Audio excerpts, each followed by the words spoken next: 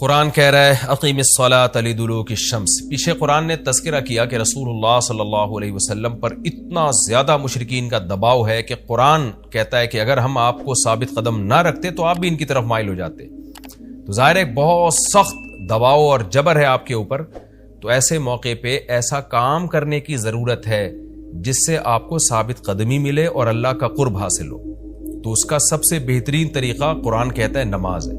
یعنی اے نبی صلی اللہ علیہ وسلم آپ نماز کو مضبوطی سے تھامیے تاکہ آپ کو ثابت قدمی ملے, آپ کو اللہ کا قرب ملے. کیونکہ جس اللہ کے لیے کام کیا جا رہا ہے نا, جب تک اس اللہ سے رشتہ مضبوط نہیں ہوگا تو اس کام میں آپ ثابت قدم نہیں رہ سکتے.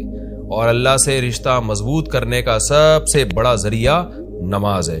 اس لیے قرآن کہتا ہے اقیم الصلاۃ, آپ نماز قائم کیجئے لدلوک الشمس, سورج کے ڈھلنے کے وقت.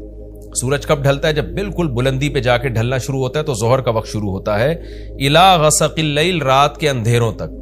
یعنی اس میں 4 نمازیں آ گئیں. سورج جب ڈھلتا ہے نا بالکل بلندی پر ہوتا ہے, تھوڑا سا ڈھلتا ہے ظہر کا وقت, مزید ڈھلان پیدا ہوتی ہے عصر کا وقت, مزید ڈھلتا ہے مغرب کا وقت, اور پھر الی غسق اللیل, سورج تو غائب ہو جاتا ہے مغرب کے بعد, پھر رات کے اندھیرے میں یعنی عشاء کا وقت. وقرآن الفجر, اور فجر کے وقت میں, فجر کی تلاوت کے وقت میں. تو قرآن میں اشارہ کر دیا کہ اصل تلاوت کا وقت ہے ہی فجر کا. آج بعض اماموں کو ہم نے دیکھا فجر میں بڑی مختصر تلاوت کرتے ہیں, یہ بالکل غلط ہے. سنت ہے فجر میں طوال مفصل, یعنی سورہ حجرات سے لے کے سورہ بروج تک کی جو لمبی لمبی صورتیں ان کو تلاوت کیا جائے. تو فجر کے قرآن کے وقت بھی آپ نماز قائم کیجئے.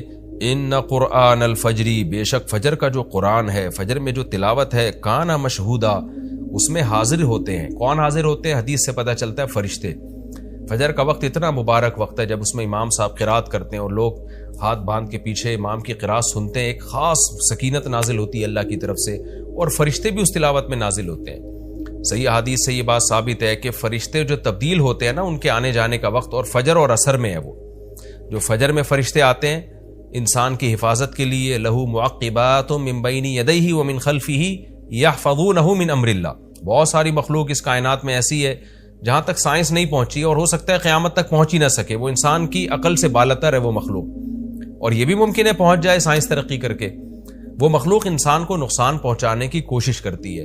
تو اس مخلوق سے بچانے کے لیے, جن میں جنات ہیں سر فہرست, ان سے بچانے کے لیے اللہ نے فرشتوں کا انتظام کیا ہے. تو حدیث میں آتا ہے صبح و شام, قرآن سے بھی یہ بات ثابت ہے, صبح و شام فرشتوں کی باریاں چینج ہوتی ہیں اور وہ ہماری حفاظت کے لیے اللہ کی طرف سے متعین ہوتے ہیں. تو ان کی جو حاضری ہے ان فرشتوں کی, وہ فجر کے وقت میں ہوتی ہے. اور یہ بھی حدیث سے ثابت ہے کہ بہت سے فرشتے صرف تلاوت سننے کے لیے زمین پہ اترتے ہیں. تہجد کے بارے میں حدیث میں آتا ہے کہ جب کوئی شخص تہجد میں قرآن کی تلاوت کرتا ہے تو فرشتے آنا شروع ہوتے ہیں اور اس کے جو ہے نا لبوں پہ اپنے منہ کو رکھ لیتے ہیں اس کی تلاوت کو چکھنے کے لیے. اتنا فرشتوں کو لطف محسوس ہوتا ہے تہجد کی تلاوت میں. اور پھر وہ تانتا بناتے بناتے جو ہے نا ایک دوسرے پہ سوار ہوتے ہوتے آسمان کی بلندیوں تک پہنچ جاتے ہیں. تو فجر کی نماز میں بھی یہ فضیلت ہے. تو آگے اللہ فرماتے ہیں کہ اللہ نے فجر کی نماز کی فضیلت کو بیان کیا. آگے اللہ فرماتے ہیں وَمِنَ اللَّيْلِ, یہ تو 5 نمازیں ہو گئیں, یہ تو ساری امت پہ فرض ہیں, لیکن رات کے کچھ حصے میں فَتَہَجَّدْ بِهِ کا مطلب اس حصے میں آپ نے تہجد پڑھنی ہے, نَافِلَةً لَكَ, اے محمد صلی اللہ علیہ وسلم یہ آپ کے لیے اضافہ ہے. کیا مطلب؟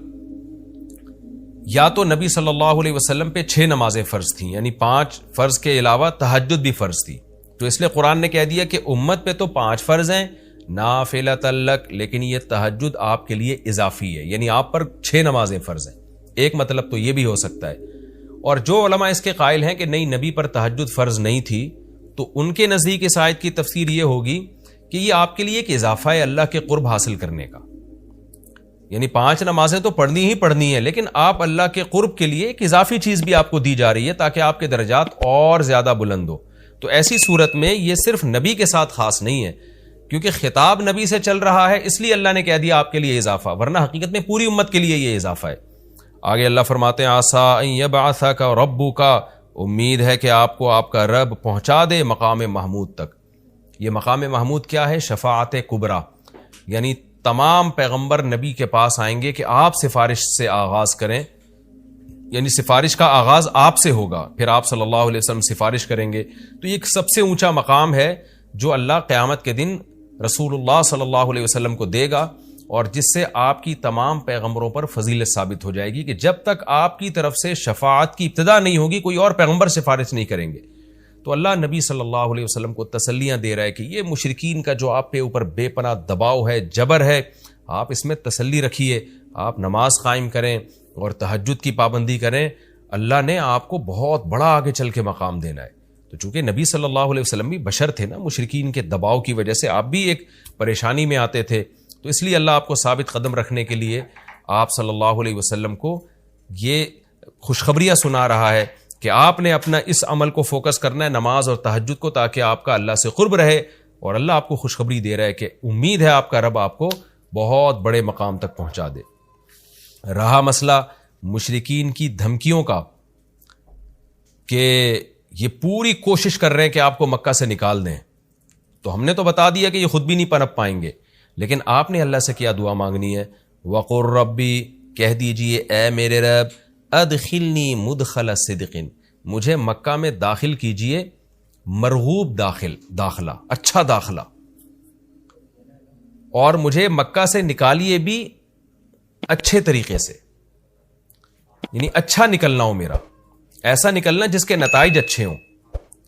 اس میں اشارہ ہے کہ آپ صلی اللہ علیہ وسلم کو مکہ سے نکالنے پر مجبور کیا جائے گا، اور ایک وقت آئے گا کہ آپ مکہ سے نکلیں گے۔ تو اللہ اپنے حبیب صلی اللہ علیہ وسلم کو پہلے سے دعا سکھا رہے ہیں کہ آپ اللہ سے دعا مانگے، اللہ جب میں نکلوں تو میرا داخلہ بھی اچھے طریقے سے ہو اور میرا نکلنا بھی اچھے طریقے سے ہو، یعنی پسندیدہ نکلنا ہو۔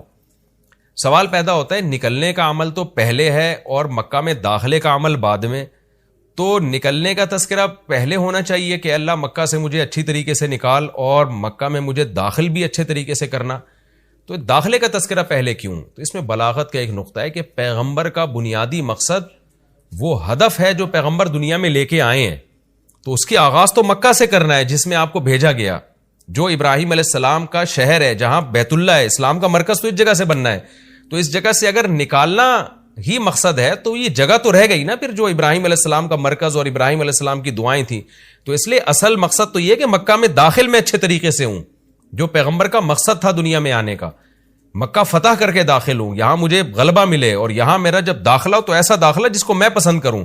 یہ جو ابھی میں مکہ میں کہیں سفر سے جا کے واپس آتا ہوں، یہ داخلہ وہ داخلہ نہیں ہے جو میں چاہتا ہوں۔ تو چونکہ مکہ سے نکلنا مقصد نہیں ہے، نکالا اس لیے جا رہا ہے تاکہ داخلہ ایک طاقت کے ساتھ ہو اور اچھے طریقے سے داخلہ ہو، اس لیے اس داخلے کا تذکرہ پہلے کیا جا رہا ہے۔ ہاں وہ داخلہ اس وقت تک ممکن نہیں ہے جب تک مکہ سے ایک دفعہ آپ کا خروج نہ ہو، تاکہ مدینہ میں ریاست بنے اور آپ 10,000 کا لشکر لے کر فاتحانہ انداز سے مکہ میں داخل ہوں، اور جس مقصد کے لیے اللہ نے آپ کو بھیجا تھا وہ مقصد پورا ہو۔ تو وہ مقصد نکلے بغیر پورا ہو نہیں سکتا، اس لیے نکلنے کا تذکرہ کر دیا، ورنہ اصل مقصد تو یہ ہے کہ اللہ میں مکہ سے نکلنا نہیں چاہتا، میں مکہ میں داخلہ چاہتا ہوں۔ داخلہ ایسا ہونا چاہیے مدخل صدق، سچا مرغوب داخلہ ہونا چاہیے۔ چنانچہ اللہ نے آپ کی دعا قبول کی، اور جب نبی مکہ میں داخل ہوئے نکلنے کے بعد تو کیسا بہترین آپ نے کا داخلہ ہوا کہ 10,000 کا لشکر لے کر آپ گئے، اور مشرکین مکہ آپ سے معافی کی بھیک مانگ رہے تھے۔ تو یہ مکی آیتیں اس وقت تو ظلم کے پہاڑ توڑے جا رہے تھے، لیکن پیغمبر سے اس طرح کی دعائیں کروائی جا رہی تھیں، وَأَخْرِجْنِي مُخْرَجَ صِدْقٍ، اور اللہ مرغوب نکلنا ہو، یعنی جب میں نکلوں تو بھی میرا اچھا ٹھکانہ ہو۔ چنانچہ آپ کا نکلنا بھی بڑا اچھا ہوا کہ پورا مدینہ آپ کے استقبال میں کھڑا ہوا تھا، اور طلع البدر علینا من ثنیۃ الوداع، یہ جو ترانے ہیں یہ مدینہ کی بچیاں آپ کے استقبال میں پڑھ رہی تھی۔ تو آپ کا نکلنا بھی اچھا ہوا، یعنی مدینہ میں داخلہ جو مکہ سے نکل کے، اور پھر جو مکہ میں آنا وہ تو اس سے بھی زیادہ عزت اور شان کے ساتھ ہوا۔ وَاجْعَلْ لِي مِن لَّدُنْكَ سُلْطَانًا نَصِيرًا، اور اللہ تو بنا دے میرے لیے اپنے پاس سے زبردست طاقت جس میں میری مدد ہو، غلبہ دے دے مجھے مشرکین پر۔ یہ بھی مستقبل کی دعا ہے جو ان حالات میں نبی سے منگوائی جا رہی ہے، اور اللہ نے آپ کی ساری دعاؤں کو قبول کیا، سلطان نصیر بھی دے دیا آپ کو، غلبہ بھی دے دیا مکہ پہ، ایسا غلبہ جس میں اللہ کی مدد تھی، اور وہ کمزور غلبہ نہیں تھا، طاقتور غلبے کو سلطان کہا جاتا ہے۔ اور مدینہ میں جانا بھی آپ کا پسندیدہ ہوا، اور مکہ میں آنا بھی آپ کا پسندیدہ ہوا۔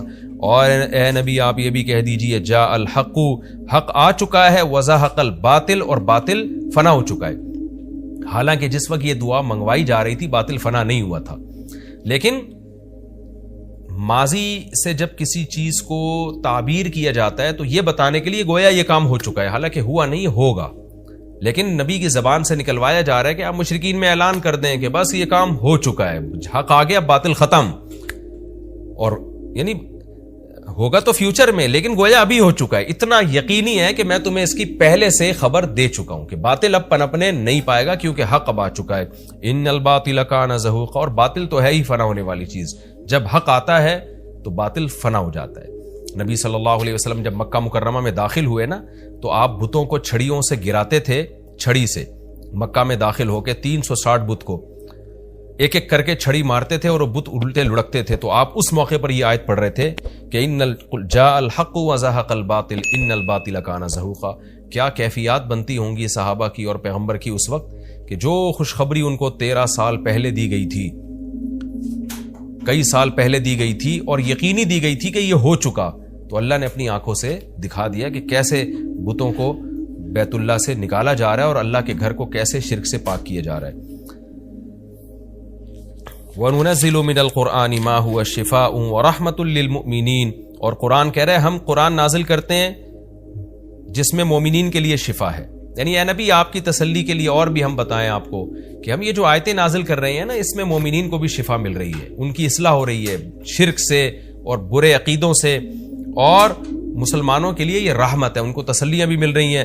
وَلَا يَزِيدُ الظَّالِمِينَ إِلَّا خَسَارًا، اور ظالمین کے خسارے میں اضافہ ہو رہا ہے کیونکہ ظالمین اس پر عمل نہیں کر رہے، حجت تمام ہو رہی ہے۔ وَإِذَا أَنْعَمْنَا عَلَى الْإِنسَانِ أَعْرَضَ وَنَأَىٰ بِجَانِبِهِ، قرآن کہتے ہیں ہم جب انسان پر احسان کرتے ہیں تو وہ اعراض کرتا ہے اور اپنے پہلو کو ہٹا دیتا ہے، نعمت ملنے کے بعد بجائے اللہ کے قریب ہونے کے اللہ سے دور ہوتا ہے۔ وَإِذَا مَسَّهُ الشَّرُّ، اور جب انسان کو کوئی مصیبت پہنچتی ہے کان یئوسا، تو مایوس ہونے لگتا ہے، یعنی انسان کے بارے میں شکایت کی جا رہی ہے کہ اس کا اللہ پر ایمان نہیں ہے۔ پیغمبر کا مقصد ہے اللہ سے جوڑنا، تو یہ جو مشرکین ہیں جو اللہ کو نہیں مانتے، یہ خوشیوں میں بھی اللہ کو بھولتے ہیں اور غم میں بھی اللہ کو بھولتے ہیں، اسباب کو دیکھتے ہیں، لہذا جب اسباب کو آپ دیکھتے ہو اور پریشانی آتی ہے تو اسباب بتا رہے ہوتے ہیں پریشانی دور نہیں ہو سکتی، تو مایوس ہونے لگتے ہیں، ڈپریشن میں جاتے ہیں، اور جب خوشی آتی ہے تو اپنا کمال سمجھتے ہیں لہذا اترانے لگتے ہیں اور خدا سے دور ہو جاتے ہیں۔ تو اے نبی ان سے کہہ دیجئے کل یعمل علی شاکلتہ، ہر شخص اپنی نیچر کے مطابق عمل کر رہا ہے۔ اچھے لوگ کیا کرتے ہیں کہ جب انہیں خوشی ملتی ہے تو شکر ادا کرتے ہیں، اور غم آتا ہے تو مایوس نہیں ہوتے، ان کو پتہ ہے غم اللہ دور کر سکتا ہے۔ فربکم اعلم، تمہارا رب خوب جانتا ہے بمن هو اہدی سبیلا، کون ان دونوں فریقوں میں سیدھے راستے پر چل رہا ہے، جو غموں میں مایوس ہو اور خوشیوں میں اترانے لگے، خدا سے دور ہو جائے، وہ گمراہی والے راستے پر ہے، اور جو خوشیوں میں اللہ کے قریب آئے، شکر ادا کرے، اور غموں میں بھی اللہ کے قریب آئے کہ غم کو اللہ ہی دور کر سکتا ہے، مایوس نہ ہو، یہ سیدھے راستے پر ہے۔ اللہ خوب جانتا ہے کون سیدھے راستے پر ہے، یعنی اس میں اللہ نے اشارہ دے دیا کہ یہ لوگ سیدھے راستے پر ہے، تو ہمیں ایسا بننا چاہیے۔